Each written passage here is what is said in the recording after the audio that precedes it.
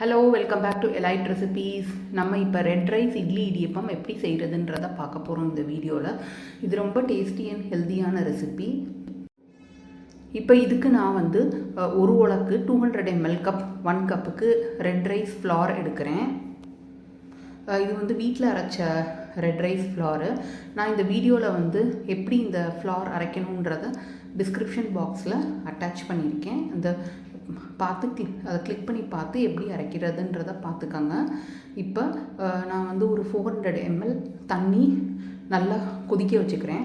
தண்ணி நல்லா கொதிச்சதுக்கப்புறமா slow by ஸ்லோவாக இந்த ரெட் ரைஸ் ஃப்ளாரில் தண்ணியை சேர்த்து ஒரு கரண்டி போட்டு கிண்டி மிக்ஸ் பண்ணிக்கோங்க. தண்ணி ரொம்ப சுடுதுன்றதுக்காக நான் கரண்டி போட்டு கிண்டி மிக்ஸ் பண்ணி விட்டுக்கிறேன். ஒரே டைமே எல்லா தண்ணியும் ஊற்றிடாமல் கொஞ்சம் கொஞ்சமாக தண்ணியை ஊற்றி மிக்ஸ் பண்ணிக்கோங்க. அதுக்கப்புறம் இதை நல்லா கரண்டி போட்டு மிக்ஸ் பண்ணிவிட்டு அதுக்கப்புறமா உங்கள் கையை யூஸ் பண்ணி நீங்கள் பிணைஞ்சிக்கோங்க. இதை நீங்கள் பிணைஞ்சிங்கன்னா வந்து உங்களுக்கு ஒரு டவ் கன்சிஸ்டன்சிக்கு இது வரணும். அந்த டவ் கன்சிஸ்டன்சிக்கு வந்துருச்சுன்னா இந்த மாதிரி வரணும்.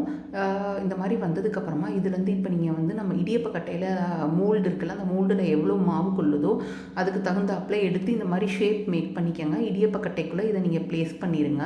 ப்ளேஸ் பண்ணிவிட்டு அதுக்கப்புறம் இட்லி சட்டியில் வந்து கீழே தண்ணி வச்சு மேலே துணி போட்டு அந்த தண்ணி சுட்டதுக்கப்புறமா என்னோடது வந்து 7 குழி இட்லி சட்டி. நான் வந்து இட்லி ஷேப்புக்கு மேக் பண்ணுறதுக்காக இந்த இட்லி வெசலில் உள்ள 7 மூல்ஸ்லையும் கொஞ்சம் கொஞ்சமாக இடியப்பன் புழிஞ்சுக்கிறேன்.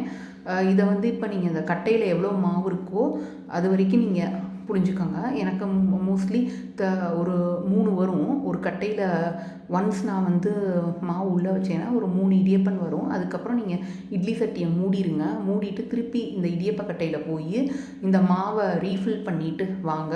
இந்த மாவை ரீஃபில் பண்ணிவிட்டு நீங்கள் வந்து திருப்பியும் இடியப்பன் புழிஞ்சுக்கோங்க.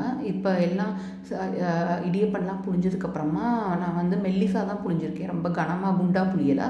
இது வந்து ஒரு 5 மினிட்ஸ் ஸ்டீம் குக் ஆகும். இப்போ பாருங்கள் ஸ்டீம் குக் ஆயிடுச்சு. அதுக்கப்புறம் நீங்கள் இதை வந்து இந்த இட்லி வெசலை விட்டு எடுத்து நீங்கள் ஆஸ் யூஷுவல் இட்லி எப்படி எடுப்பீங்களோ அந்த மாதிரி பண்ணிக்கலாம். இதே மாதிரி நீங்களும் இடியப்பன் ட்ரை பண்ணி பாருங்கள். இதுக்கு கோகோனட் மில்க் ரொம்ப நல்லாயிருக்கும். ரெட் ரைஸ் இடியப்பன் வந்து ரொம்ப சாஃப்டாகவும் வரும். ஹெல்தியான ரெசிபி கூட.